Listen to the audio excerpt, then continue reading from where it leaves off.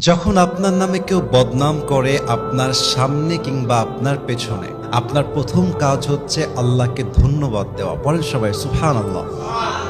কি সুন্দর কথা আল্লাহ তাআলা বলছেন, খুব খেয়াল করবেন। আল্লাহ বলছেন, সবর ধারণ করো তাদের কথার ব্যাপারে যারা তোমার ব্যাপারে বদনাম করে। এর কারণ আমি আল্লাহ জানি তারা যা বলছে সত্য নয়, বরং তুমি হচ্ছ আসল সত্যবাদী। তুমি সেই অন্যায়টা করো নাই। এবং মাথায় রাখবা, যখন তোমার নামে কেউ বদনাম করে তোমার লাভ হচ্ছে দুইটা। এক, তোমার সমস্ত গুনাহ তাদের আমলনামায় চলে যাবে এবং তাদের সমস্ত সওয়াব তোমার আমলনামায় চলে আসবে। সুবহানাল্লাহ।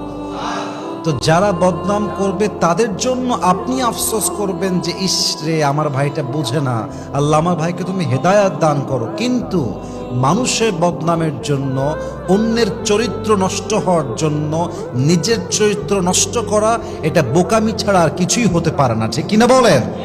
অতএব আজ থেকে বদনাম করলে নারাজ হবেন না, মন ছোট করবেন না, ভরসা রাখবেন এক সত্তার উপরে, তিনি কে?